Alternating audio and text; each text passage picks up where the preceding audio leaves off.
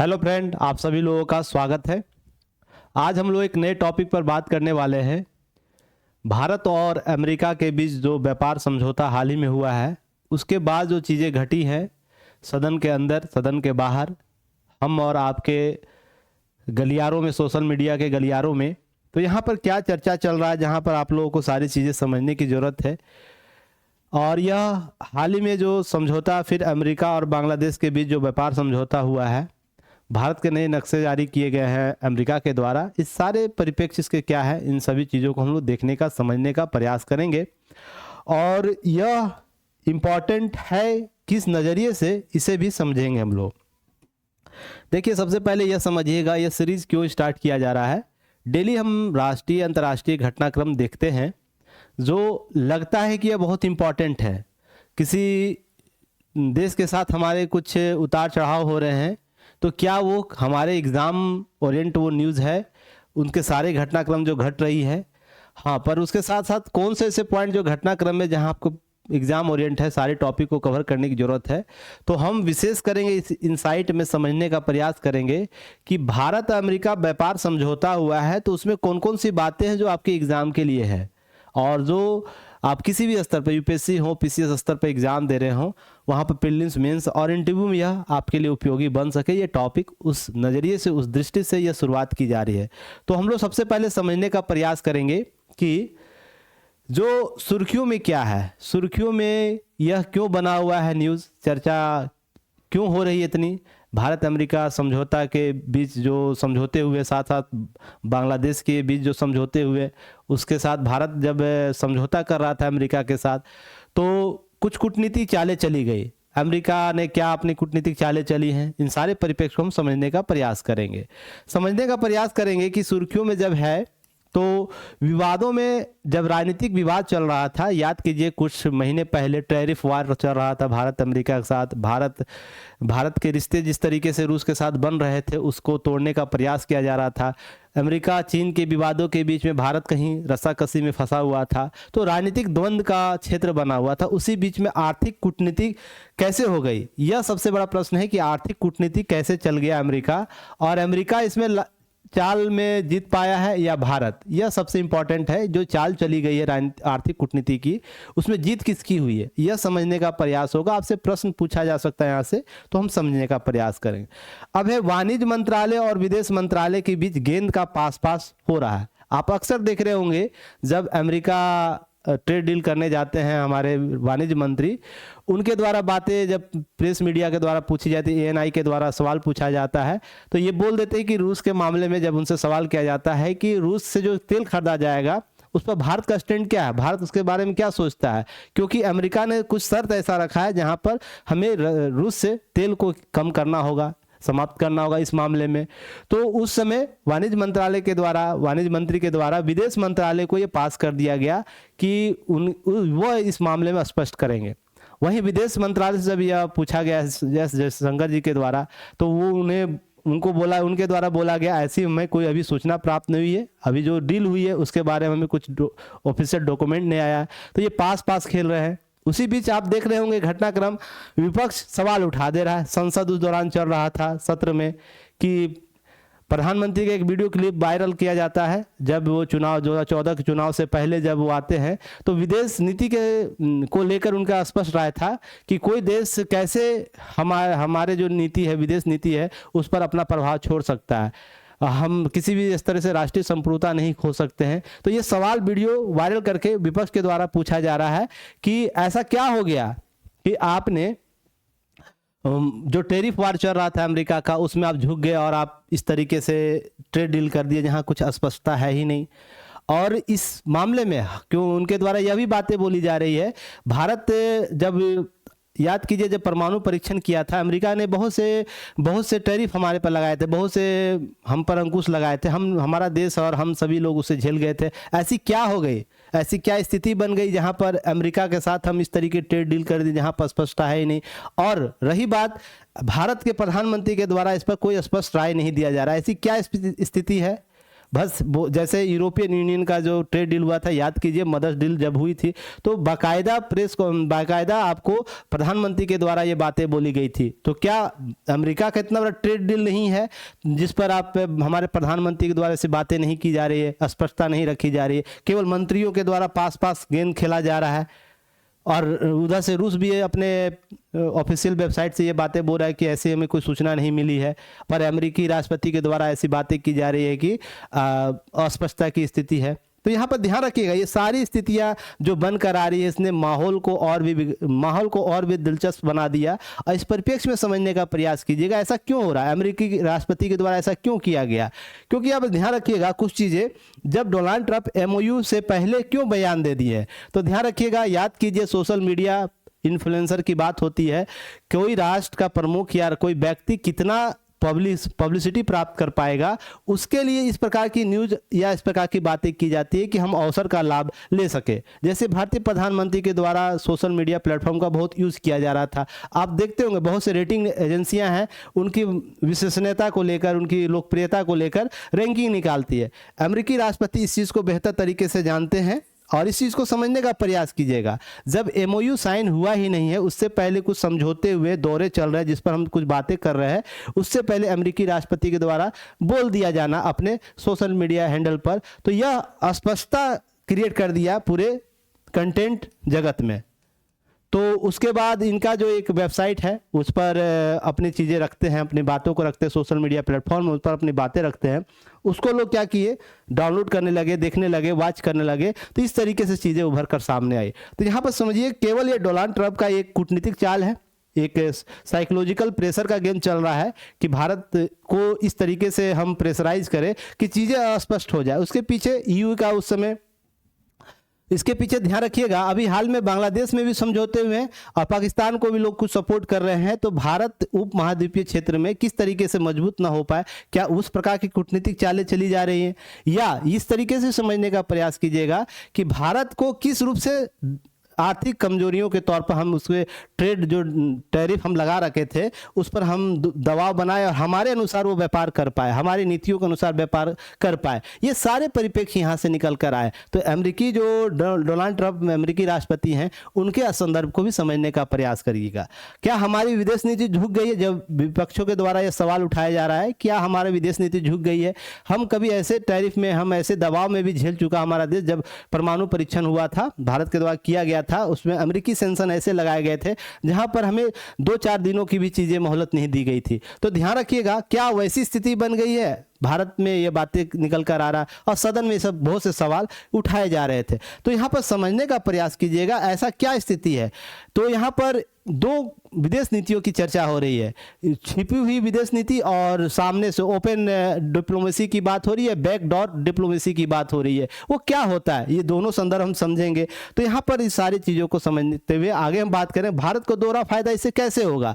तो याद कीजिए दिसंबर 2025 में, अगस्त 2025 में ऐसी सूचना आई थी जब अमेरिका चीन पर टैरिफ वार खेल रहा था, भारत पे भी टैरिफ लगा दिया था, हाई टैरिफ की बात कर रहा था। तो उस समय बहुत सी चीज़ें उभर कर सामने आए जहां पर भारत ने अपने नए अवसर, नए बाजारों की खोज की। उस परिप्रेक्ष्य में क्या वर्तमान वो दोहरा फायदा ले पा रहा है, इस संदर्भ को ही समझने का प्रयास करेंगे ताकि आपसे प्रश्न पूछा जाए कि भारत को इस ट्रेड डील से लाभ क्या हुआ, या भारत पर टैरिफ लगाया गया तो भारत को इससे लाभ क्या हुआ। हानि तो सब समझा देंगे पर आपको लाभ यहां बताना, टैरिफ से लाभ क्या हुआ। तो नए बाजार कौन कौन से खोजे गए हैं आपको यह समझाने की जरूरत है, बताने की जरूरत। उसके भारत का मानचित्र अमेरिका ने जारी किया। या अब ये कौन सा गेम खेलना शुरू कर दिया अमेरिका, ट्रेड डील आप कर रहे हैं, उसके साथ ही आप पॉलिटिकल आप क्या कर रहे हैं, मैप भी जारी कर रहे हैं, और उसके साथ बांग्लादेश के साथ भी समझौता कर रहे हैं, और इस तरीके से चीज़ें उभर कर सामने आ रही है। तो वो क्या परिप्रेक्ष्य से भी हम आगे समझेंगे। नेक्स्ट हम लोग देखेंगे बांग्लादेश अमेरिका व्यापार समझौता कितने मायने रख रहे हैं, इसके किस संदर्भ में इसे समझा जाए, भारत पे का किस रूप से प्रभाव डाले, पॉजिटिव नेगेटिव दोनों संदर्भ समझ लेंगे।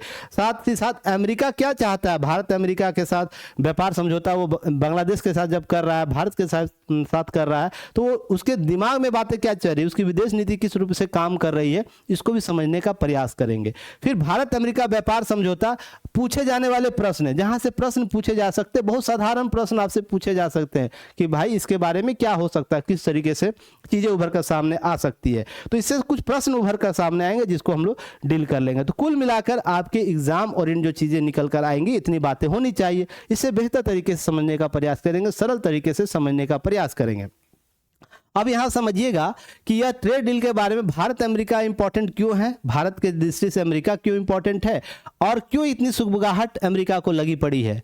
यहां पर ध्यान रखिए क्यों वो बांग्लादेश के साथ झुकता हुआ दिख रहा है, क्यों बांग्लादेश के नए सृजन बाजार को कर रहा है। फिर उसके बाद देखते होंगे अमेरिका भारत को किस तरीके से अपने तरफ लाने का प्रयास कर रहा है। यह आंकड़ा ही बताएगा, अभी 2 आंकड़े में दिखाऊंगा, आप समझने का प्रयास कीजिएगा भारत अमेरिका के लिए क्यों इंपॉर्टेंट है, या अमेरिका को क्यों भारत का जो व्यापार है नीति, या भारत व्यापार करता है उसमें अपने आप को बेहतर करने की स्थिति में वो रखना चाह रहा है।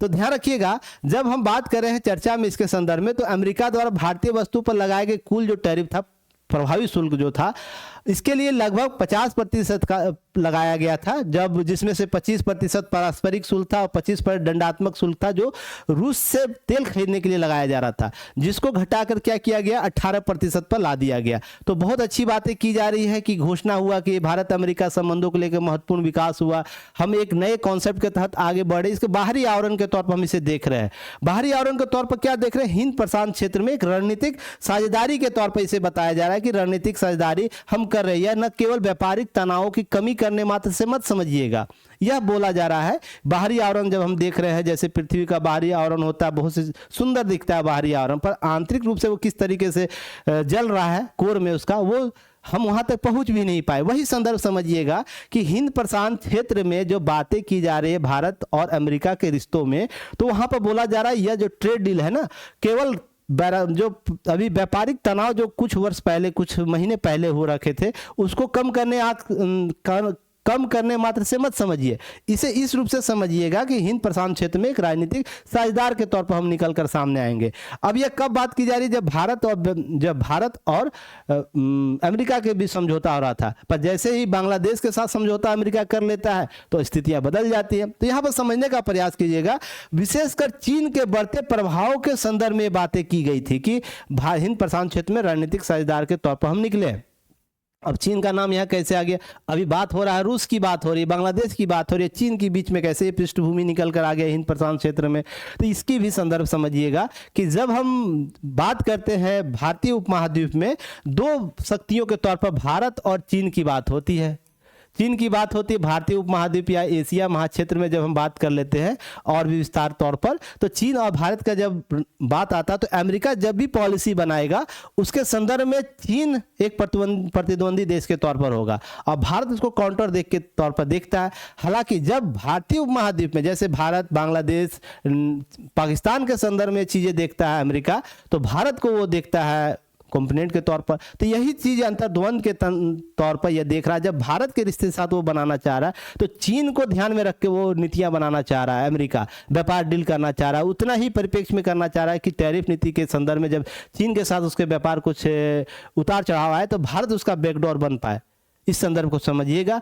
और जब भारत के साथ कुछ व्यापार में उतार चढ़ाव आया तो बांग्लादेश उसका बैकडोर बनकर उभर कर आ पाए, यह अमेरिकी चालों के तहत देखी जा रही है। अब ध्यान रखिएगा, अब यहाँ पर ट्रेड डील में देखिएगा, यहाँ पर इंडिया ट्रेड विथ यूएसए कितना किया है, तो यहाँ 2010-11 से लेकर 2024-25 के आंकड़े अप्रैल-नवंबर तक के हैं, इंफोग्राफ।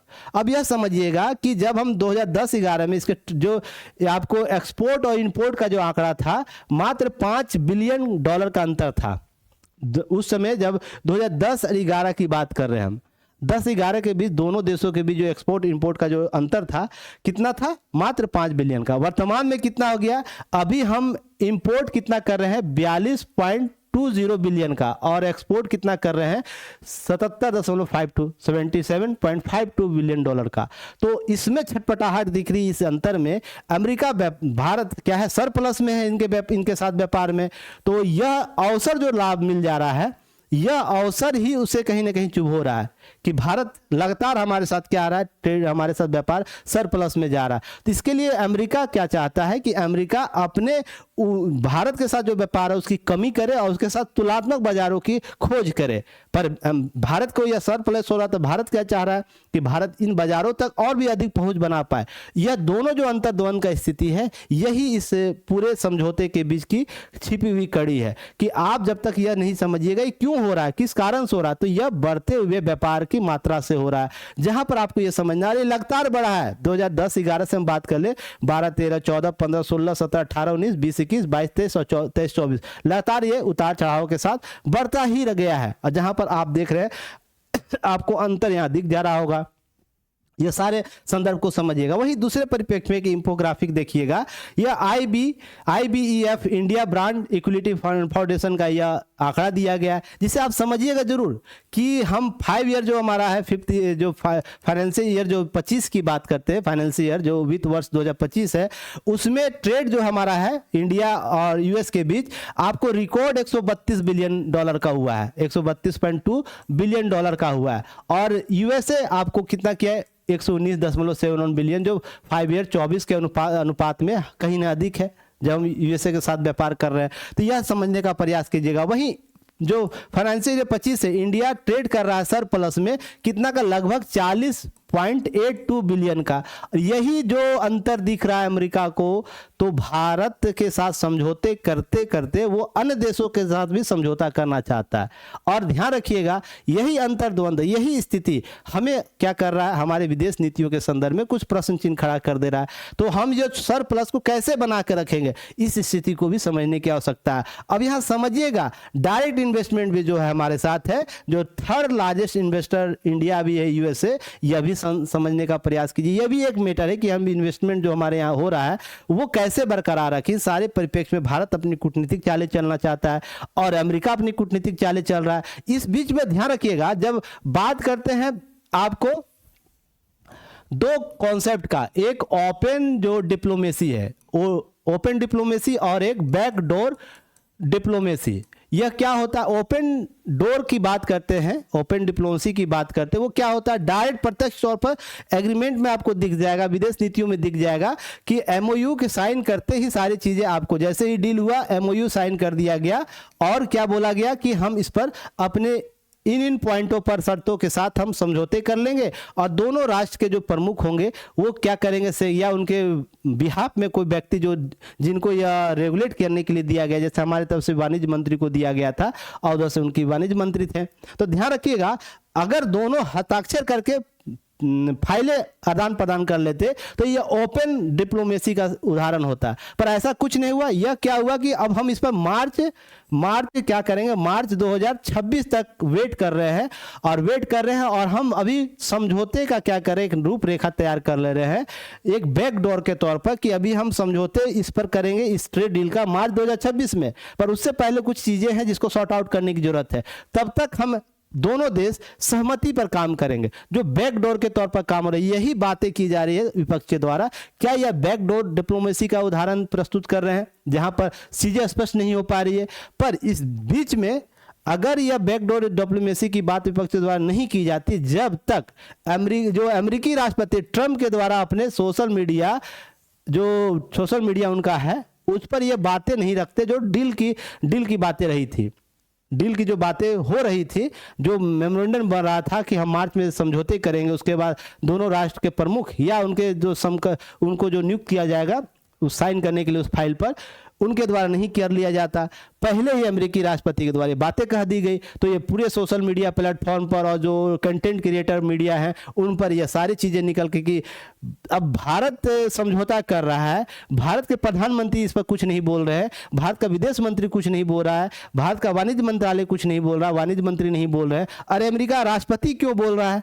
तो यहाँ पर 2 चीजें समझने का प्रयास कीजिएगा कि अमेरिका राष्ट्रपति क्यों बोला, क्योंकि अमेरिका ही भारत पर टैरिफ लगाया था ना, टैरिफ लगाया था, तो वो ही इस बारे में पहले बोलेगा, हम कैसे बोल देंगे। ये चीजें समझिएगा, पहला कि टैरिफ अमेरिका ने लगाया था तो टैरिफ वापस लेने की घोषणा अमेरिका ही करेगा, पर वो तरीका थोड़ा सा अनकेजुअल देखने को मिल गया कि आप ऑफिशियल वेबसाइट पर ऑफिशियल डॉक्यूमेंट के माध्यम से ना करके एक सोशल मीडिया प्लेटफॉर्म के माध्यम से कर दिए।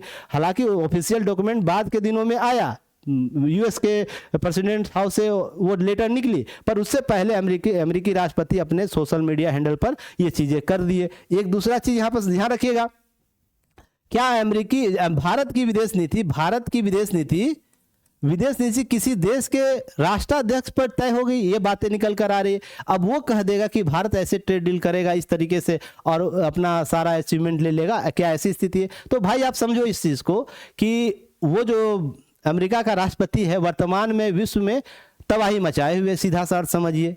उसको सोशल मीडिया प्लेटफॉर्म पर बने रहने का एक अलग स्वाद चखा हुआ है। वो हर वो चीज़ करेगा, जैसे इजराइल और फिलिस्तीन के मामले में, रूस यूक्रेन के मामले में, यूक्रेन या हम वेनेजुएला के मामले में बोल दे या कनाडा के मामले में बोल दे, वो हर वो चीज़ कर रहा है। या किसी संस्था में वापस अमेरिका को वापसी लेने के संदर्भ में बातें कर ले, वो सारी चीज़ें वो कर रहा है जो एक जिम्मेदार राष्ट्र के तौर पर, राष्ट्र प्रमुख के तौर पर उनको आचरण करना चाहिए। उनको यह चाहिए, पब्लिसिटी चाहिए, सोशल मीडिया प्लेटफॉर्म पर उनकी चर्चा होनी चाहिए, विभिन्न हाउसेस पे उनकी बात होनी चाहिए, परिचर्चा होनी चाहिए, उनके बाद उनकी ताकि लोकप्रियता बन सके। लोकप्रियता बनेगा तो उनको उतना ही सर्च किया जाएगा। हालांकि ध्यान रखिए इस संदर्भ में, जब तक मार्च 2026 में इस पर जब तक डॉक्यूमेंट फाइलिंग नहीं होगा, हस्ताक्षर नहीं किया जाएगा, स्पष्ट नीतियां नहीं आएंगी कि हाँ शर्त में क्या क्या बातें की गई, किन किन वस्तुओं को शामिल किया गया, बोला जा रहा 1600 वस्तुओं को शामिल किया, पर वो अंतिम कितना तय हो पा रहा है, किन किन वस्तुओं पर कितना टैरिफ लगेगा, ये सब बातें हुई ही नहीं है। क्योंकि अभी हम वार्ताओं के दौर में, ये सारी परिप्रेक्ष्य समझिएगा। तो ओपन डोर और बैक डोर की बातें क्यों हो रही है आप समझ गए। अगर हस्ताक्षर कर दिया जाता और इसी अभी जो ट्रेड डील हुआ है उसी में फाइलें एक दूसरे को आदान प्रदान कर दिया जाता और बाकायदा समझौता के साथ भारत के ड्राफ्टिंग कर दी जाती, भारत के जो ऑफिशियल श्वेत पत्र है उसमें और अमेरिका का जो पत्र है उसमें अगर ऑफिशियल तरीके से जारी कर दिया, तब हम इसे ओपन डिप्लोमेसी कहते हैं। पर बैकडोर क्या हो रहा है, अभी वेस्ट एंड वॉच की स्थिति में है, पर उससे पहले राजनीतिक कूटनीतिक चालें चली जा रही है, यही बैकडोर डिप्लोमेसी, ताकि दबाव बन पाए भारत पर और वो चीज़ें कर पाए। क्योंकि अमेरिका ये बेहतर जानता है कि अगर याद कीजिए कि अमेरिका के राष्ट्रपति के द्वारा कुछ दिन पहले ही बोला गया था भारत के प्रधानमंत्री हमारे अच्छे मित्र हैं, और उनके बाद ये बातें बोली गई कि मैं नहीं चाहता हूँ कि भारत के प्रधानमंत्री का राजनीतिक जो इमेज है वो खराब हो। तो ये संदर्भ वो बोलने का अर्थ ही था, राजनीतिक चालें चली जा रही है ताकि भारत पर अमेरिकी दबाव बनाया जा सके। पर भारत के तरफ से इस पर कुछ रिएक्शन नहीं दिया गया, वेट एंड वॉच की स्थिति की जा रही थी, क्योंकि भारत सरप्लस में अमेरिका के साथ व्यापार करता है। और इस संदर्भ में भारत अपने नए बाजारों की भी खोज कर रहा था।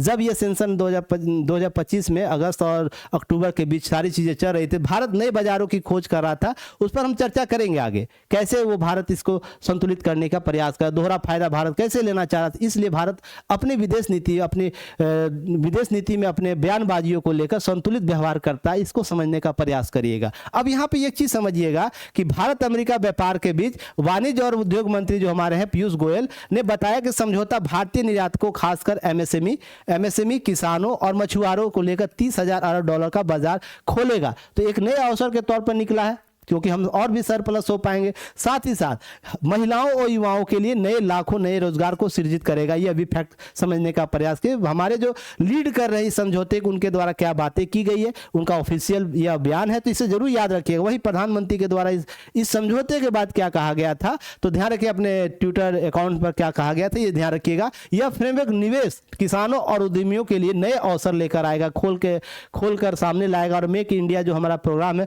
उसे और भी मजबूत करेगा। साथ ही क्या करेगा, रोजगार के नए अवसर देगा। तो आप इनके ऑफिशियल जो बातें की जाती है उनको भी याद रखिएगा, ताकि आंसर जब लिखे इन सब शब्दों का प्रयोग करें, तो ताकि आप बेहतर तरीके से और भी चीजों को समझा पाए, लिख पाए और बता पाए। अब इसके अतिरिक्त ध्यान रखिएगा भारत को दोहरा लाभ कैसे होगा, फायदा कैसे होगा। तो दो चीजें समझिएगा कि इन उत्पादों के निर्यात को बल मिलेगा और उत्पाद सस्ते होने की भी संभावना है।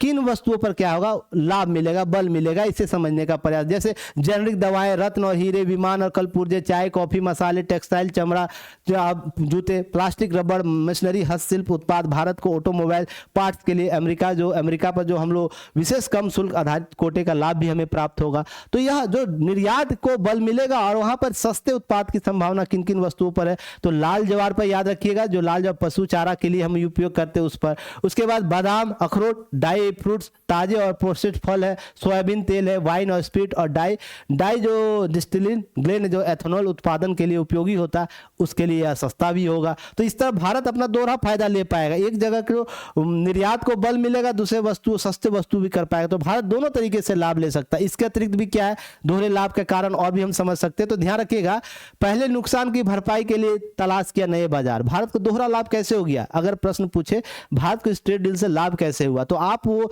साधारण शब्दों में उत्तर देने का प्रयास मत कीजिएगा। आप एक अभ्यर्थी है, कैंडिडेट है, एस्पिरेंट है, आपके पास एक अलग अलग कॉन्सेप्ट होने चाहिए। उस जड़ तक पहुंचने का प्रयास कीजिए जहां से आपको अधिक अंक दिला सकते हैं। तो ध्यान रखिएगा, जब हम पहले नुकसान की भरपाई की बात करें, सितंबर 2025 का ध्यान कीजिए, वो समय जहां पर टैरिफ के हाई लगाए जा रहे थे दर, जहां पर ब्राजील के बाद भारत पर सबसे ज्यादा आपको क्या लगाए थे, टैरिफ लगाए थे, साथ में चीन पर भी लगाए जा रहे थे।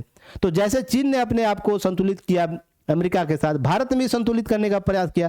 पर ध्यान रखिए, भारत एक नए कॉन्सेप्ट पर अपने आप को मजबूत पक्ष रखा।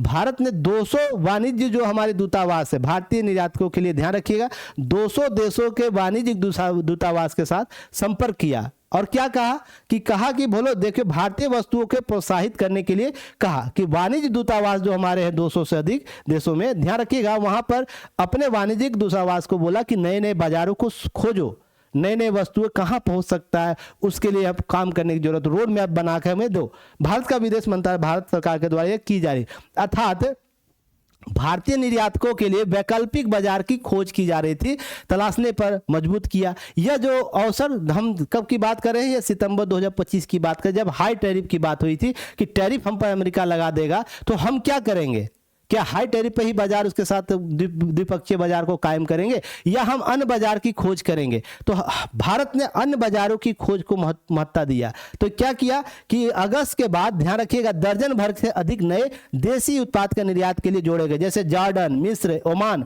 इजराइल, सूडान जैसे देश भारत का निर्यात बढ़ने लगा। जाके ग्राफ देखने का प्रयास करेंगे इन देशों का, तो भारत के साथ द्विपक्षीय व्यापार में भारत सबसे ज्यादा व्यापार सरप्लस में जाना शुरू हुआ। क्यों? क्योंकि इन देशों के साथ भारत ने नए उत्पाद निर्यात के लिए क्या हुआ, नए बाजारों की सृजन किया और वाणिज्यिक दूतावास इसमें बहुत बेहतर काम किया, सपोर्ट किया हमारे निर्यातकों को, तो इससे हम लाभ ले पाए। वहीं ध्यान रखिए, जैसे समुद्री उत्पाद के निर्यात में अमेरिका भारत का सबसे बड़ा बाजार है, लेकिन 50% शुल्क के बाद भारत ने क्या किया, नए बाजार की खोज किया। कहां?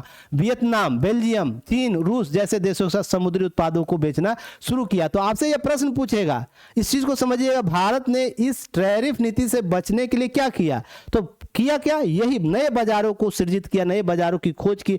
जहां पर सबसे ज्यादा हमें टैरिफ लगा हुआ था, उसी पार्ट को हमने दूसरे राज्यों में बेचने की कोशिश की, जिसमें हम समुद्री उत्पाद सबसे ज्यादा निर्यात करते थे, उस पर उसने 50% टैरिफ लगा दिया। तो भाई ठीक है, लगाओ, तुम्हारा काम है, तुम अपने राष्ट्रीय संप्रभुता को लेकर राष्ट्रीय हित में ये कर सकते, तो हम अपने राष्ट्रीय हित में नए बाजार की खोज कर लेंगे। तो वो सारी चीजें वो किया भारत ने। भारतीय वाणिज्यिक दूतावास जो 200 अधिक देशों में इस इनिशिएटिव के लिए काम कर रहा था। तो इस संदर्भ को समझिएगा, जब हम इसकी बात करते हैं तो इन देशों में होने वाले निर्यात में पिछले वित्त वर्ष, ध्यान रखें, 24-25 के समान अवधि की तुलना में चालू वित्त वर्ष में 20% का क्या हुआ, 20% लेकर 10% तक का इजाफा रहा। तो हम कॉमन तौर पर यह बोल रहे हैं कि जब हाई टैरिफ अमेरिका के द्वारा लगाया गया, फिर भी हमने क्या किया, इन राज्यों में जहां जहां बात हमने किया, वहां पर 20 से 10% का औसतन हमें प्रॉफिट हुआ। हम क्या कहें, सरप्लस में इजाफा कर पाए, तो हमें उतना प्रभाव नहीं पड़ा। तो अमेरिका को और सुगबुगाहट हो गई, देखो भाई हमने तो कुछ और सोच के किया था, इसने नए बाजार ही खोज लिया भाई,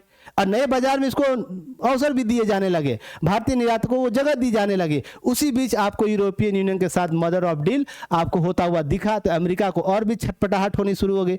अब हम इसके साथ समझौते नहीं करेंगे तो स्थितियां बिगड़ जाएंगी। तो अमेरिका इसके बाद आता है समझौता करने, जस्ट यूरोपियन यूनियन के बाद, क्योंकि जैसे यह समझौता हुआ, FTA हुआ, भारत को और नए बाजार उत्पाद हो गए शुरू। क्योंकि आप अभी देखिएगा, अमेरिका ने बांग्लादेश के साथ टेक्सटाइल का समझौता किया है, जिसमें प्रमुखता टेक्सटाइल ही है। तो बांग्लादेश, या हम यह कहें टेक्सटाइल सबसे ज्यादा बिकता कहाँ है, तो यूरोपियन यूनियन देशों में बिकता है। बांग्लादेश और भारत का। हालांकि बांग्लादेश से भारत का जो टेक्सटाइल बांग्लादेश खरीदा करता था, अब बांग्लादेश जब हम यूरोपियन बाजार में हम बेचना शुरू करेंगे तो यह समझने का प्रयास कीजिएगा, अमेरिका या यूरोपियन यूनियन में टेक्सटाइल बेचा जाता था तो भारत ने यूरोपियन यूनियन के साथ समझौता कर लिया। अमेरिका के साथ अभी समझौता टेक्सटाइल को लेकर नहीं हुई थी, तो भारत ने नए बाजार खोज लिया था। अब अमेरिका को सुगबुगाहट हो गई कि भाई जो हमको माल मिलने वाला था, हमको प्रोडक्ट मिलने वाला सस्ता, वो यूरोपियन यूनियन को चल जाएगा। तो बैकडोर के तौर पर बांग्लादेश के साथ ट्रेड डील करता है टेक्सटाइल को लेकर कि हाँ बांग्लादेश को हम नए बाजार को दे, तो जीरो टैरिफ वहां लगाता है। ये चीज समझने का प्रयास कीजिएगा, यह कैसे खेला जा रहा है, कैसे कूटनीतिक चालें, आर्थिक कूटनीतिक चालें चली जा रही है। अमेरिका बांग्लादेश के साथ ऐसे ही नहीं कर रहा। दो कारण उसके मेन है कि अमेरिका अपने अनुसार वहां की सरकारें गठित करना चाहता। जब मोहम्मद यूनिस की बात होती है, पूरा प्रो यूएस के संदर्भ में वहां पर सरकारें बनती है। दूसरा कि बाजार में जब उतर पड़े तो एक अगर किसी देश पर हम सेंसन लगा रहे हैं, उस पर प्रतिबंध लगा रहे हैं, तो दूसरा देश उस पर रिएक्ट कैसे कर रहा है, उसके परिप्रेक्ष्य में हम उसके विकल्प के तौर पर किन राष्ट्रों का निर्माण कर पा रहे हैं बाजार के तौर पर, यह देखना चाहता है अमेरिका भी। इस चीज को समझने का प्रयास कीजिए, तभी आप समझ पाइएगा यह क्या खेल चल रहा है। केवल यह शब्दों के साथ, केवल भावनाओं के साथ खेल नहीं चल रहा, यह कूटनीतिक आर्थिक द्वंद्व का युद्ध चल रहा है, जहां पर हम ट्रेड वार के तौर पर हम इसे देख सकते हैं। चलो तुम एक बाजार को खोलोगे, बंद करोगे तो हम 10 बाजार खोल लेंगे, तुम 10 बाजार को बंद करोगे हम 200 बाजार खोल के बैठे रहेंगे। अब तुम करो हमसे कितना करना है। भारत में इसमें कूटनीतिक चालें चली जा रही है, पर बैक डिप्लोमेसी के तहत चली जा रही है। ये भी ध्यान रखिएगा, आपसे प्रश्न पूछ देगा कि हाँ बैक डिप्लोमेसी कैसे वो काम कर रहा है भारत अभी वर्तमान स्वरूप में। तो बैक डिप्लोमेसी में भारत यही सारा काम कर रहा है। तो अमेरिका का ओपन डिप्लोमेसी था कि तुम हम पर टैरिफ लगा दिए 50% या उससे अधिक टैरिफ, कहीं कहीं बातें हो रही थी और भी टैरिफ हम लगा देंगे। जब आए सुबह उठे और अमेरिका के राष्ट्रपति के द्वारा कुछ बयान कर दिया गया, तो भारत ने बैक डिप्लोमेसी के तहत इन राज्यों, इन देशों के साथ अपने ट्रेड को मजबूत करने का प्रयास किया, जहां 20 से 10% का हमें लाभांश भी प्राप्त हुआ था। वृद्धि भी इस पहली आपको चालू विश्व की पहली समान अवधि में हमें प्राप्त हो रखा था। तो उसको अमेरिका को लगा नहीं भाई ये तो गलत, मेरी चाल ही पड़ गई गलत। तो ये चीज समझिएगा, जैसे अमेरिका चीन ने किया था, तो यह इस आनन फानन में सारी चीजें करके आगे बढ़ रहा है। तो यहां पर समझने का प्रयास, इसलिए अमेरिका भावनात्मक तौर पर क्या कर रहा है, भारत को अपने साथ जोड़ने का प्रयास कर। तो इसने क्या किया, लो भाई हम तुम्हारा भारत है जो मैप है, जो कभी विवाद का कारण होता है, कभी तुम कर देते हो जो पाकिस्तान का क्षेत्र है और अक्साई चीन का क्षेत्र है, उसको चीन को दे देते हो। जब आप जारी करते हो चीन को दे देते हो और इधर पाकिस्तान को देते हो, तो यहां पर भी अक्साई चीन का जो क्षेत्र, ये क्षेत्र जो अरुणाचल प्रदेश का क्षेत्र है, उसे चीन को दे देते हो। पर वर्तमान में ट्रेड डील के समय क्या करते हो कि तुम भारत को भावनात्मक तौर पर क्या करना चाहते हो, अपने अंदर लाना चाहते हो। बोलते हो कि नहीं तुम्हारा यही भारत ओरिजिनल मैप है। तो भारत के कुछ लोग बहुत खुश हो जाते हैं, राष्ट्रवादी। अरे भारत का मैप इसलिए जारी नहीं कर रहा है कि उसे भारत की स्थिति को बताना, इसलिए जारी कर रहा है ना कि भारत ने जो बैकडोर डिप्लोमेसी के तहत जो कूटनीतिक चालें चला ना, उसमें से समझ ही नहीं आया कि हमने क्या गलतियां क्या कर दिया। अब वो भारत को इसका मजा भी लेने लगा। भारत का जो कूटनीतिक चालें के संदर्भ में जो नए बाजार सृजित हुए, ट्रेड डील में यूरोपियन यूनियन जो चीज़ें और भी आगे होनी चाहिए थी, उस पर फास्ट रूल एंड रेगुलेशन के तहत वो क्या किया, सॉर्ट आउट करने का प्रयास किया और एफटीए कर लिया। अभी कुछ देश और भी एफटीए के कगार पर खड़े हैं भारत के साथ।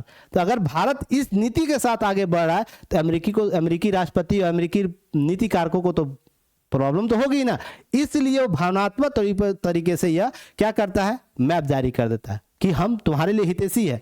पर वही चीजें समझने का प्रयास कीजिए, अगर चाहता भारत के साथ द्विपक्षीय रिश्तों को वर्तमान में ठीक करना, तो भारत की इस मैप को वो कई वर्ष पहले भी जारी कर सकता था, पर वैसा नहीं करता। रीजन उसके पीछे, क्योंकि राष्ट्र का एक हमारा राष्ट्र के तौर पर जब हम बात करते हैं, हम अखंड भारत की बात करते हैं, अखंड स्वरूप की बात करते हैं, तो हमें भावनात्मक तौर पर हम सारी चीजों को देखते हैं। तो याद रखिएगा, वहां के एक रहे हैं मंत्री जिनके द्वारा यह बातें बोली गई है कि अमेरिका का कोई अस्थायी दोस्त नहीं है, अस्थायी दुश्मन नहीं है। अमेरिका हमेशा हित में काम करता है, अपने राष्ट्रीय हित में काम करता है। तो आप इस संदर्भ को समझिएगा, कितना हित इसका छिपा हुआ है, इस अमेरिकी राष्ट्रपति का या अमेरिका का, कि हम तुमको एन नहीं तो पराक्रेन, हम डाल तुम पात खेल रहे हो, तो हम भी कुछ पर भावनात्मक रूप से प्रयास करेंगे और तुमको इसी में घेरेंगे। तो यहाँ पर ध्यान रखिएगा, 7 फरवरी को क्या करता है ट्रंप प्रशासन, क्या करते हैं, द्विपक्षीय व्यापार समझौते कि भारत सही और पूर्ण मानचित्र जारी कर देता है, जिसमें पाकिस्तान का कब्जे वाला कश्मीर भी आ जाता है। कब्जे वाला जो कश्मीर ये क्षेत्र है, जम्मू कश्मीर, अक्साई चीन, भारतीय क्षेत्र का हिस्सा बता देता है। अब चीन के साथ ये मैप क्यों दिखा रहा है? इसलिए दिखा रहा है हिंद प्रशांत क्षेत्र में भारत की स्थिति बताना चाहता है। बोलता है कि देखो भाई, अब तुम्हारा मैप जारी कर दिए तो तुम्हारा ट्रेड डील तक ही हम सीमित नहीं है, तुम्हारे हम राजनीतिक रूप से हम तुमको क्या करना, सपोर्ट भी करना चाहते हैं, कूटनीतिक तुमको देश के तौर पर हम देखना चाहते हैं, तुमको हिंद प्रशांत क्षेत्र में जो कश्मीर के साथ तुम्हारा इशूज है वहां पर मेरी स्पष्ट राय है, यह बताना चाह रहा है इस मैप के तहत। तो इसलिए हिंद प्रशांत क्षेत्र के संदर्भ में चीन की बातें होने लगी जैसे ये मैप निकल कर आता है। यह भी ध्यान रखिएगा। अब यहाँ पर याद रखिएगा, कश्मीर, अक्साई चीन आधिकारिक रूप से नक्शे के अनुरूप यह बातें की गई। एक सेकेंड, चलिए अब एक कूटनीतिक संकेत कैसे दिए जा रहे हैं।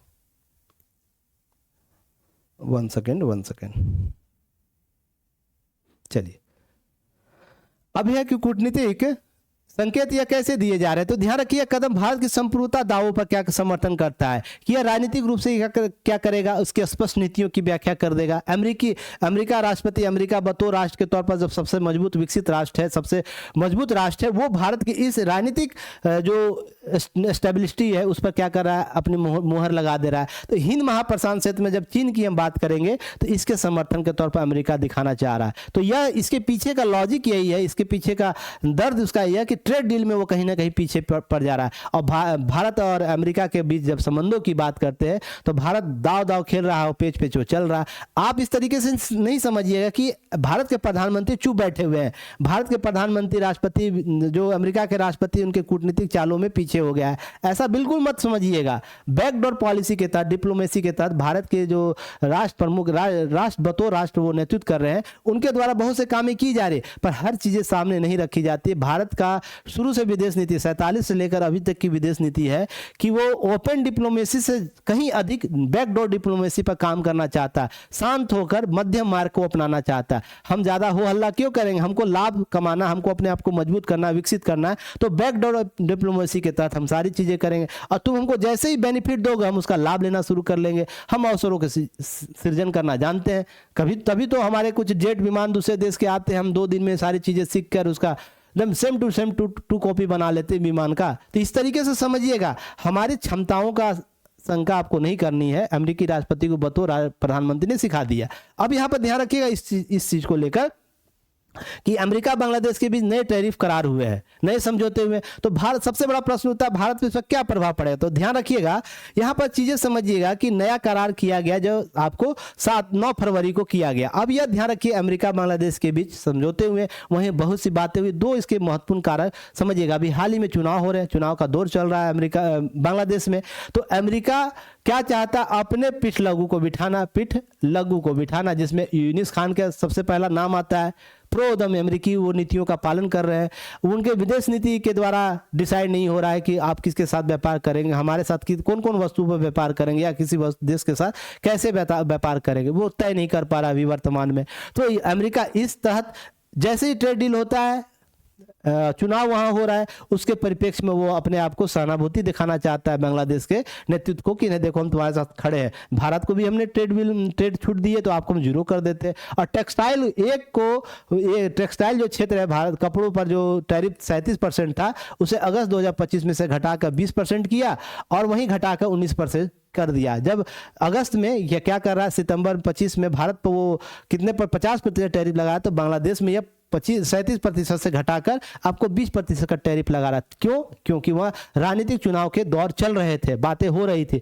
तो प्रो आपको सरकार बनानी है, तो जब तक यूनिस खान को हम मजबूत नहीं करेंगे, उनके भारत अमेरिका के संदर्भ में बात करते हैं, अमेरिका जब बांग्लादेश के साथ जुड़कर काम नहीं करेगा, दिखाएगा नहीं वो अपने पब्लिक को, तो जीत कैसे होगी, लोग कैसे विश्वास करेंगे। तो टैरिफ को कमी कर दिया, अब घटा के वर्तमान जैसे भारत के साथ वो करता है टैरिफ डील, तो उसने भी क्या किया 19% घटा कर दिया। अब ध्यान रखिएगा, उसके बाद क्या होता है, टेक्सटाइल प्रोडक्ट पर 0 टैरिफ कर दिया। अब लीजिए, बहुत से वस्तुओं पर 19% किया, भारत के साथ 18 किया, और वहीं पर उसके टेक्सटाइल जो क्षेत्र है, जो नेपाल, आपको बांग्लादेश इस पर सबसे ज्यादा आगे रहता है, वह ध्यान रखिए टैरिफ 0 कर दिया। जहां पर मेड फाइबर की बात होती है का इस्तेमाल, अमेरिका कपास को लेकर ये शर्त क्या रख दिया कि अमेरिका से तुम ये चीज खरीदोगे।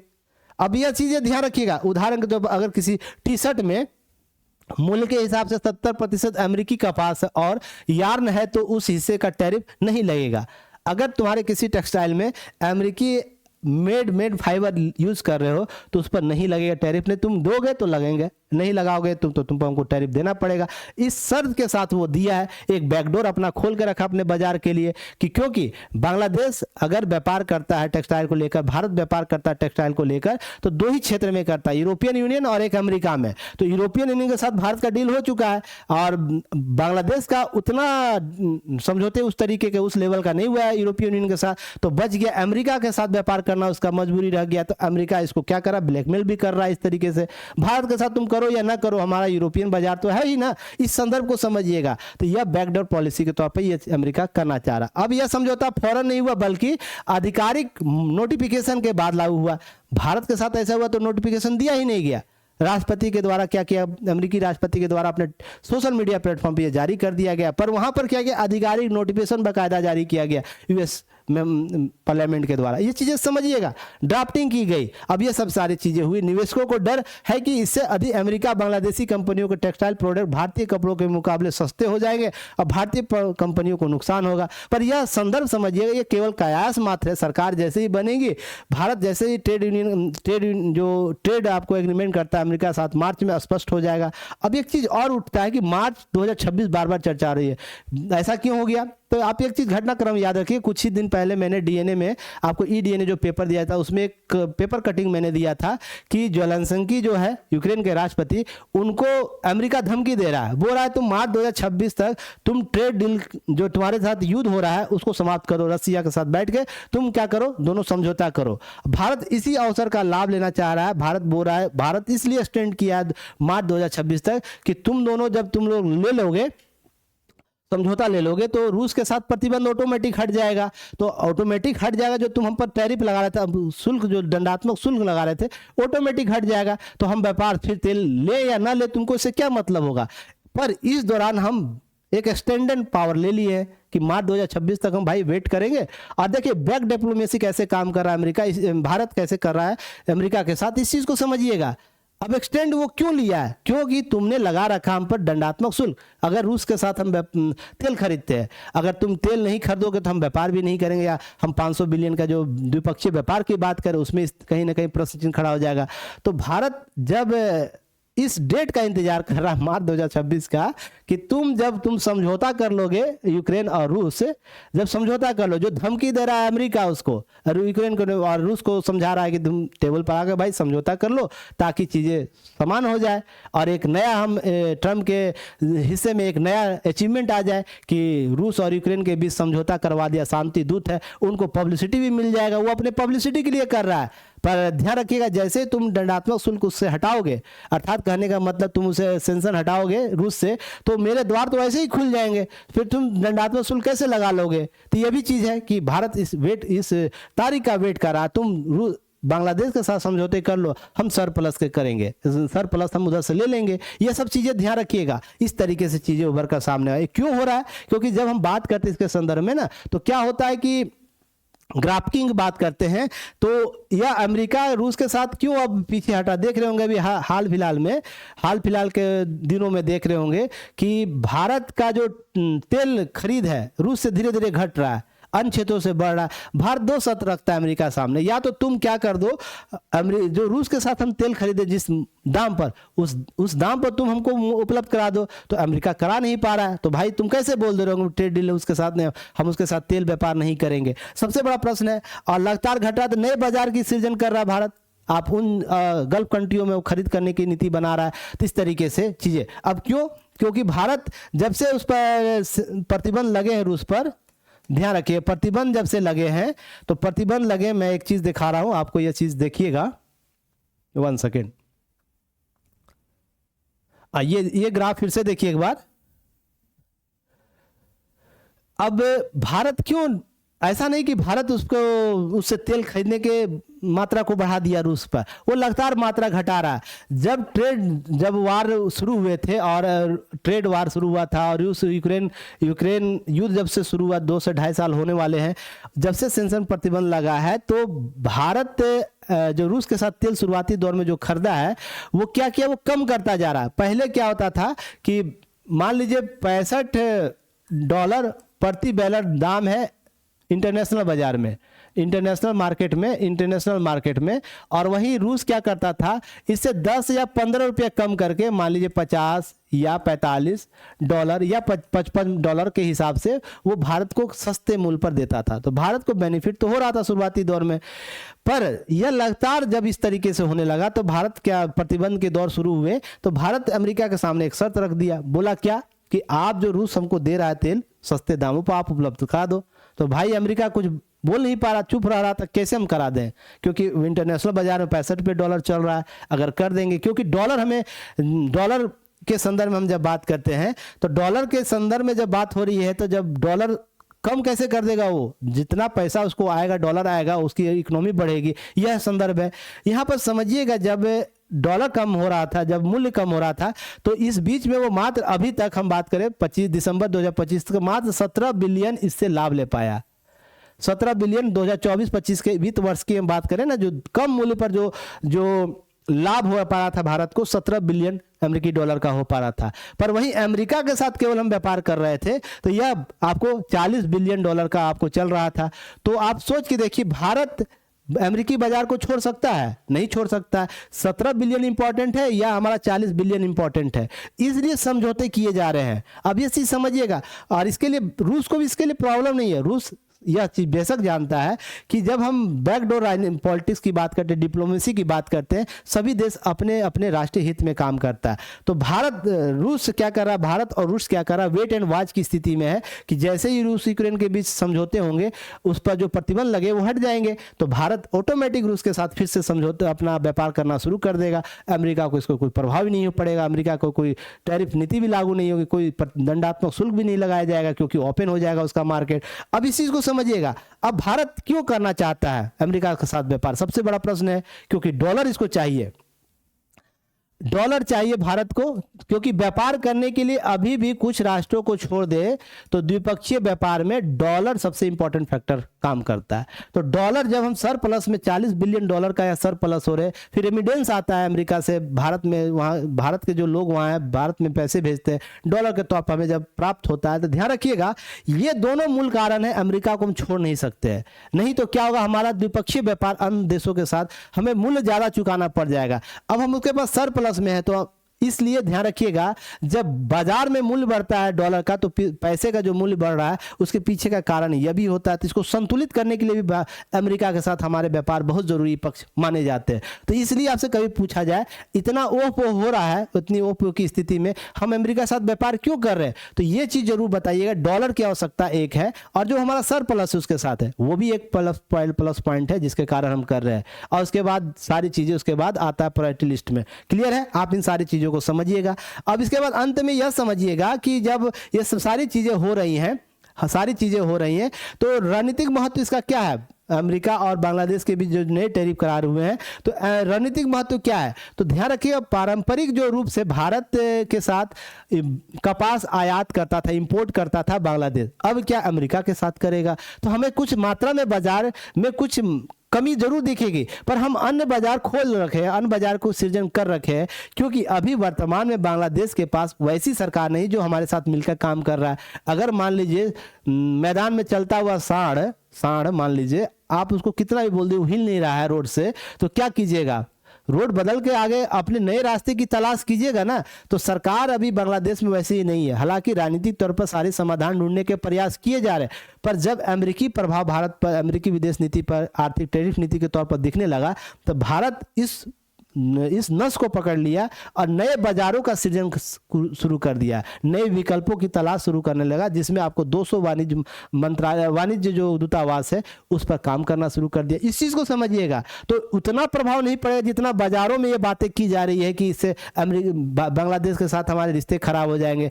बांग्लादेश के साथ हमारे रिश्ते खराब कमोवेश तब होंगे, ज्यादा दिखेंगे, जब हर वस्तु पर इसके साथ हमारे व्यापार खराब होगा। केवल एक टेक्सटाइल्स को लेकर हम इतना हो हल्ला नहीं कर सकते, बस यथास्थिति बना के रखने की आवश्यकता है। यहाँ पर संदर्भ समझने का बात करिए। शून्य शुल्क लगा दीजिएगा, कोई दिक्कत नहीं भाई। उसके अतिरिक्त आपने एक तो प्रतिबंध लगा रखा, शर्त तो लगा रखा है ना किस चीज का आपको क्या काम करना है। 1 सेकेंड।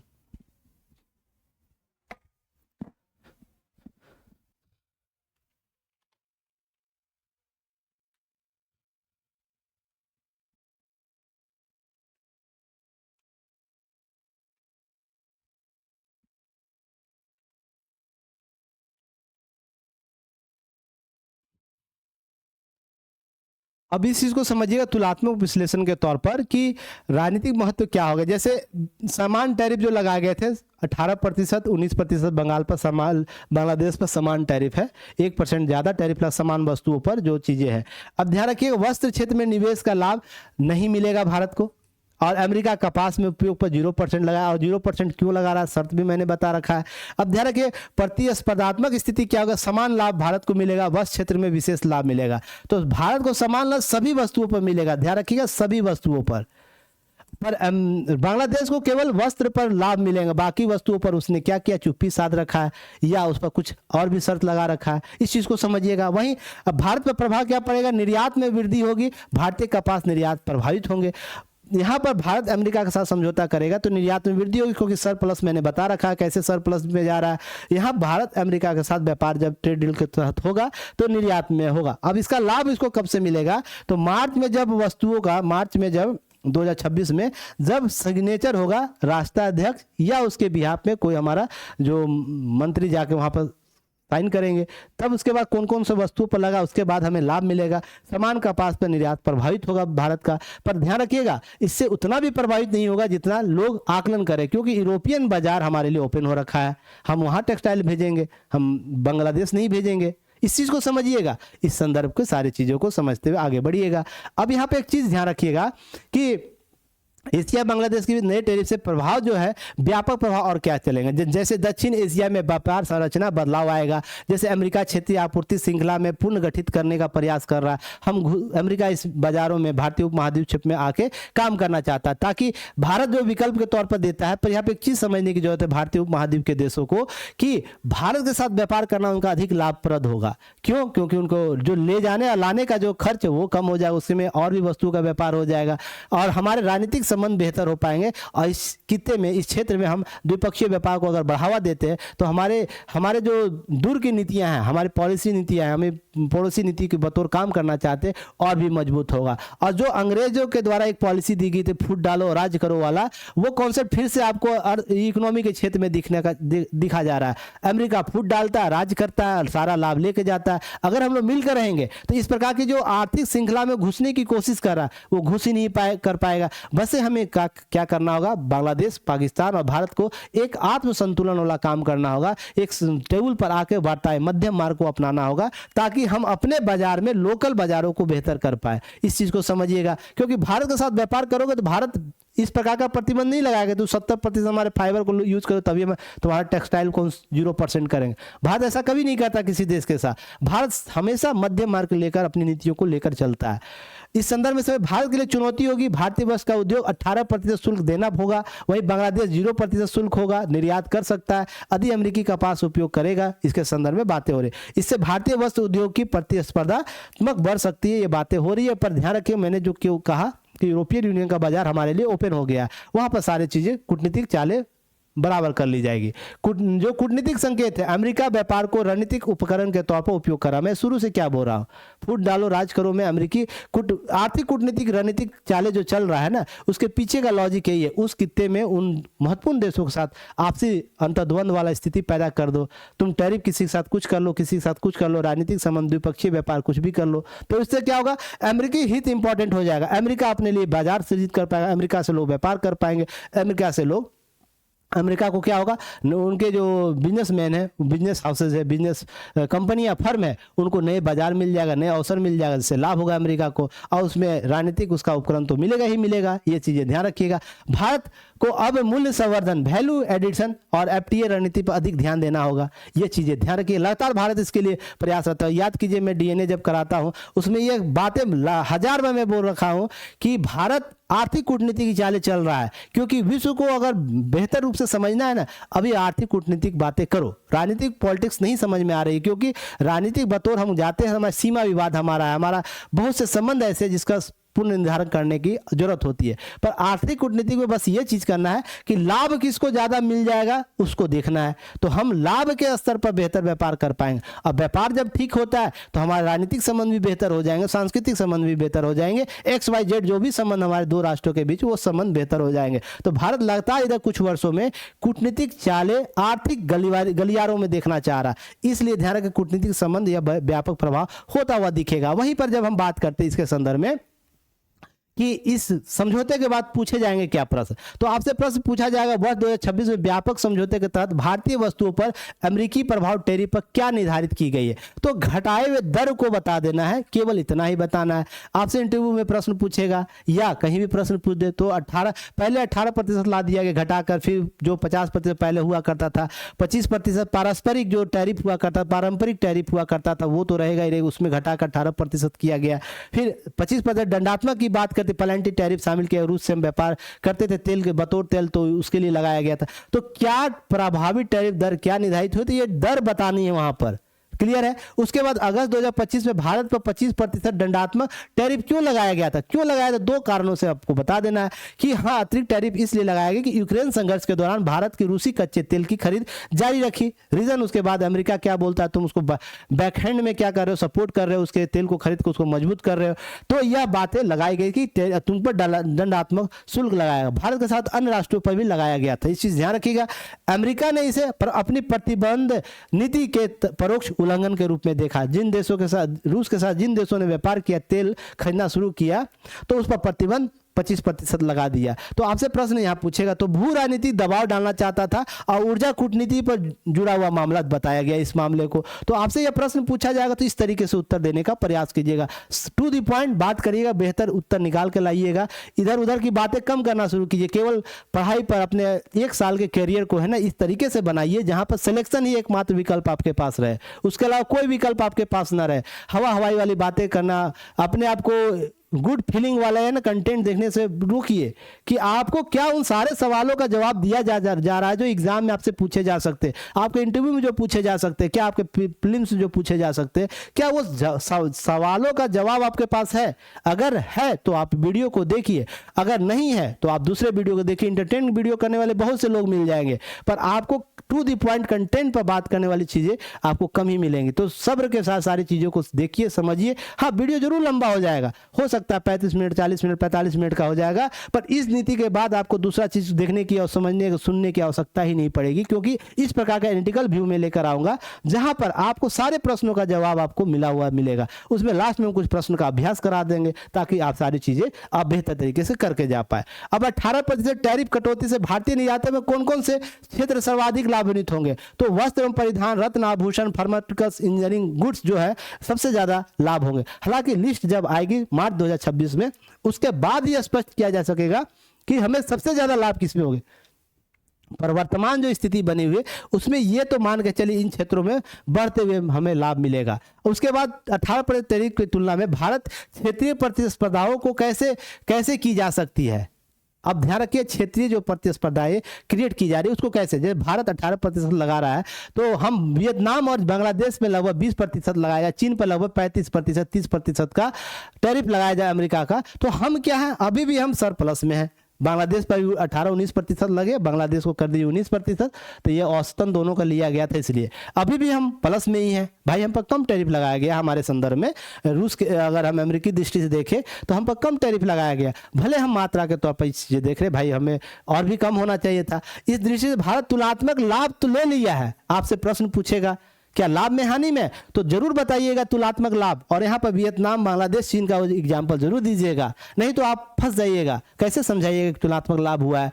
हर चीज़ का नेगेटिव एस्पेक्ट नहीं देखना, क्योंकि आप एस्पिरेंट होंगे, प्रशासनिक अधिकारी होंगे, हर चीज़ में पॉजिटिव इंपैक्ट आपको ढूंढना है। नेगेटिव इंपैक्ट कब ढूंढना, जब तुलनात्मक उससे अधिक हानि हो जाए। अब मान लीजिए भारत पर लगा देता 50%, अन्य देशों पर लगा देता बहुत हानि हो रही, तब आप हानि के संदर्भ में जा सकते थे। अब ध्यान रखिए, हालांकि कुछ प्रतिस्पर्धी देश जैसे अभी भी जो हमारा जो जीएसपी है, जो जनरलाइज्ड सिस्टम ऑफ प्रेफरेंस जो देता है, अब ध्यान रखिए, जैसी व्यापारिक रियायतों का लाभ प्राप्त है जिससे उनकी प्रतिस्पर्धात्मक स्थिति आंशिक रूप से मजबूत बनी रह सकती है, यह भी ध्यान रखिएगा, अमेरिका इस संदर्भ में बात करता है। तो यह एक स्थिति बनी हुई है, इसका समाधान भारत निकाल रहा है, अन्य देशों के साथ समझौते करके, एफटीए करके, नए बाजारों को सृजित करके, ये सब सारी चीजें समझने का प्रयास करिए। इसके अलावा आपको क्या है कि इस समझौते के अंतर्गत भारत के ने ऊर्जा क्षेत्र में क्या प्रतिबद्धताएं व्यक्त की है, अभी वर्तमान में जो स्थिति बनी हुई है वो क्या कर रहा है, तो यह ध्यान रखिए, इसमें बातें कर रहा है रूसी कच्चे तेल के आयात में उल्लेखनीय कमी करेगा अथवा उससे चरणबद्ध रूप से घटाएगा। अरे भाई, भारत तो पहले से ही कर रहा है, पिछले जब से वो तेल लिया है, पहली 1-2 वर्षों में, शुरुआती दौर में सबसे ज़्यादा तेल खरीदा, उसके बाद वो घटना शुरू हुआ। जैसे ये सरप्लस हम अमेरिका के साथ जा रहे थे, वैसे ही रूस के साथ हम अपने तेल जो आयात कर रहे, तेल उससे खरीद रहे थे, उसको हम कम करना शुरू कर दिए। तो भारत तो पहले ही इस चीज़ को कर रहा, तुम शर्त में रखो या ना रखो, हम तो ऐसे भी इस पॉलिसी के साथ ही जा रहे थे शुरू से ना, क्योंकि हमको 40 बिलियन अमेरिकी डॉलर देखना है या 17 बिलियन अमेरिकी डॉलर देखना है, ये चीज़ें समझिएगा। अब इस चीज़ को समझिएगा, ऊर्जा आयात के स्रोतों में विविधीकरण करेगा, यह इस शर्त में बातें की जा रही है। बहुत अच्छी बात है कि विविधीकरण होना चाहिए, अन्य विकल्प स्रोतों की खोज होनी चाहिए, उसके विकास होना चाहिए, उसका नए नए मार्ग सृजित होने, रोजगार सृजन होगा, महिलाओं का योगदान बढ़ेगा, ये सब सारे फैक्ट आपको ध्यान है। अमेरिका के साथ संभावित रूप से वेनेजुएला जैसे वैकल्पिक स्रोतों की खरीद बढ़ेगा। तो देखिए, अमेरिका बोलता है कि देखो, तुम रूस से तेल खरीदना बंद करो, हम वेनेजुएला को हड़प लिए हैं भाई, और तुम वेनेजुएला से तुमको तेल दिला देंगे। तो भाई एग्रीमेंट तो करोगे ना पहले, कि ऐसे ही तुम्हारे बोलने से हम पहुंच जाए, एग्रीमेंट भी नहीं कर रहा है। तो ये सब सारी चीजें समझिएगा कि अमेरिका संभावित रूप से वेनेजुएला जैसे देश का जो वैकल्पिक स्रोत खरीदने की बात कर रहा है, ऐसे अवसर मिलेंगे, भारत को इन अवसरों का लाभ भी लेना चाहिए, क्योंकि भाई राष्ट्रीय हित सबसे प्रमुख है। हमको रूस के साथ हमारा दोस्ती यारी उतना ही तक होगा ना जब तक लाभ हमें मिल रहा है। अब रूस भी जब हमारे साथ व्यापार करता है, जैसे S-400 हमें भेजता है तो चीन को भेज देता है, चीन पाकिस्तान को भेज देता है। तुम अपना बिजनेस करो तो हम लोग अपना बिजनेस नहीं करेंगे, बिल्कुल करेंगे। तो वेनेजुएला के साथ तुम सस्ता दिला दो हमको, हम तुम्हारे साथ तेल खरीदेंगे, तुम दिलाओ हमको 5 रुपये प्रति बैलेट के डॉलर से, क्यों नहीं हम खरीदेंगे। अमेरिका के साथ हम चल लेंगे, पर अमेरिका ऐसा नहीं करेगा, क्योंकि उसको पता है कि सर प्लस में है भाई, और प्लस में चला जाएगा। तो सारी चीज़ें वो करेगा। अब ध्यान रखिएगा, बात वो करेगा पर धरातल पर वही बात करे जो भारत का विदेश नीति, भारत का मध्यम मार्ग काम कर रहा है। अब देखो, अभी नहीं समझौते में आ रहा है, भारत इसको 3 साल पहले से इंप्लीमेंट कर रहा है रूस के साथ समझौते कम, क्योंकि उसको सर प्लस दिख गया है 40 बिलियन वाला। अब ध्यान रखिएगा, यह पहल भारत की ऊर्जा कूटनीति और रणनीतिक संतुलन की नीति से जुड़ी हुई मानी जाती है। अब यह चीज ध्यान रखिएगा, यह पहल भारत की ऊर्जा कूटनीति, लगातार मैं ये बात बोलता हूँ, मुझे हंसी छूट जा रही है, क्योंकि अमेरिका को लगता है ना विश्व का सबसे बड़ा रणनीतिकार हम ही है, और उसको नहीं पता है कि भारत में चाणक्य जैसे लोग हैं ना, जन्म ले रखे हैं, वो बच्चा मारे पॉलिटिक्स। बिहार में आ जाओ, तुमको समझा देगा पॉलिटिक्स क्या होता है, पंचायत के चुनाव में आ जाए पॉलिटिक्स क्या होता है, डोनाल्ड ट्रंप को समझा के भेज देगा। उसको नहीं पता है भारत अपने ऊर्जा जरूरतों और रणनीतिक संतुलन की नीति से जुड़ी हुई समस्याओं का समाधान ढूंढता है। तुम्हारे तत्कालिक समाधान के लिए बैठा हुआ नहीं है। तुम उसका आभास पिछले 5 साल 6 सालों से हो रखा, तुम कर क्या रहे हो और तुम करोगे क्या आने वाले समय में। तुम ज़्यादा टैरिफ लगाओगे तो लो हम 200 बाजार ढूंढ लिए, तो उनको छटपटाहट आ गई। आप सोच के देखिए, नए मैं आपको विकल्प दे रहा हूँ, नई चीज़ें मैं बता रहा हूँ, इसको समझिएगा। अरे सारे वाणिज्यिक दूतावास है जहाँ पर आप चेक कर सकते हैं भारत के ऑफिशियल वेबसाइट पर, जहाँ पर बतौर ये बातें बोली गई ऑफिशियल डॉक्यूमेंट के तहत ये चीज़ें कि हाँ तुम नए ट्रेड जो सिस्टम है, इको सिस्टम को डेवलप करो, ये सब सारी चीज़ें समझिएगा। तो ऊर्जा क्षेत्र के लिए नए प्रतिस्पर्धा भारत लेकर आ रहा है, ठीक है हम लाभ लेंगे, तुम दो तो हमको सही, पर देगा नहीं ना, बस बात करेगा। अब है कि मैं अगला दिन बात करूंगा जो ऑनलाइन प्लेटफॉर्म है, AI से तैयार रहिए, और डीप फैक्ट कंटेंट के लिए AI से जो तैयार किया जाता है कंटेंट और डीप फैक्ट कंटेंट जो है, उसको लेकर भारत ने क्या किया, ऑनलाइन प्लेटफॉर्मों के लिए कई दिशा निर्देश जारी किए हैं। ये दिशा निर्देश क्या है, कितना प्रभाव दे सकता है, और हम आपसे जुड़ा हुआ मामला यहाँ से लिख लीजिए, यहाँ से प्रश्न होने वाले हैं और लगातार इंटरव्यू यहाँ से प्रश्न पूछे जाएंगे। उसके AI डीप फैक्ट पर सरकार का सख्त क्यों इतना हो गई है, क्या ऐसा जुट पड़ गया कि सरकार को लगा कि नहीं भाई इस पर अब नियम कानून बनाना बहुत जरूरी हो गया है। तो इस सारे मुद्दों पर हम कल चर्चा करेंगे और उम्मीद करते हैं आपको नई चीज़ें सीखने को मिली होगी, नई संदर्भ में सारी चीज़ों को समझने को मिली होगी। भारत की विदेश नीति के वो आभास हुआ होगा जो भारत बैकडोर पॉलिसी में आपको अपनाता है। इस चीज़ को समझिएगा, यह भारत है ना, भारत बहुत ऊंचा हस्ती है जिसको बहुत से राष्ट्र नहीं समझ पाते, बहुत से भारत के लोग नहीं समझ पाते भारत बैकडोर में क्या करता है। इसलिए आप देखिएगा, कभी भी अगर विश्व में कभी भी ऐसी स्थिति बनती है जहां भारत के नागरिकों को लाना है मरते दम तक, तो भारत का प्लेन खड़ा रहता है और वहां का मजाल है कोई इकोसिस्टम उसको प्रॉब्लम क्रिएट कर दे, नहीं करेगा, क्योंकि बैकडोर भारत का पॉलिसी बहुत मजबूत है। हमारे प्लेन पर अमेरिकी लोग भागे थे, अमेरिका अफगानिस्तान से जब निकल रहा था प्लेन तो अमेरिकी लोग भागे थे ना, अमेरिका का सेना के लोग भागे थे। फिर उसके बाद जब हम यूक्रेन की बात करें तो पाकिस्तान के लोग भाग के आए थे हमारे प्लेन में। तो हमारे जो विदेश नीति है उस पर शक मत करो, बस उसका एंजॉय करो। मेरा यही कहना है, अमेरिकी राष्ट्रपति को थोड़ा सा समझदार बनिए और वैश्विक नेता के तौर पर अपने आप को आचरण दीजिए। हमेशा फूट डालो राजवाली करने वाली स्थिति मत आइए। भारत आने वाले समय में आप जैसे राष्ट्रों को ना अपने पांचों उंगलियों पर घुमाएगा। बस वेट एंड वॉच करने की स्थिति है। हमारे राष्ट्राध्यक्ष के तौर पर जो काम कर रहे हैं, आने वाले समय में ऐसे राष्ट्राध्यक्ष ऐसी प्रवृत्ति के होंगे जहां पर हमें कब कौन से दाव खेलने, किस तरीके से खेलने, अगर वो सारे दाव सीख गए तो आप समझिएगा हमारा राष्ट्र बतौर एक विकसित राष्ट्र के तौर पर सारी विदेश नीतियों की ना हवा निकाल देगा। आप इस चीज़ को समझिएगा। अमेरिका को इस चीज़ का आभास तक नहीं हो पाया कि 200 वाणिज्यिक दूतावास का इसने ओपन डोर खोल दिया। सोच के देखिए, कभी आप शांति से इस चीज़ को सोचिएगा, वो कितना बड़ा हमारे अर्थ कूटनीतिक चल रहा है। अब सारी चीज़ों को समझिएगा, आगे बात करेंगे, फिर हम लोग मिलेंगे। किसी प्रकार का कोई क्यूरी है फिल्म से, मेन से, इंटरव्यू से, तो आप दिए गए नंबर पर कॉल कर सकते हैं या व्हाट्सएप कर सकते हैं या हमारे वेबसाइट पर विजिट कीजिए, हमें देखिए, समझने का प्रयास कीजिएगा। बेहतर चीज़ें आपको देने का प्रयास किए जा रहे हैं हम मेरे द्वारा, हमारी टीम के द्वारा। तो चलिए फिर कल मिलते हैं नए न्यूज, नए टॉपिक के साथ, नए बेहतर तरीके से चीज़ों को कवर करेंगे। तब तक के लिए धन्यवाद।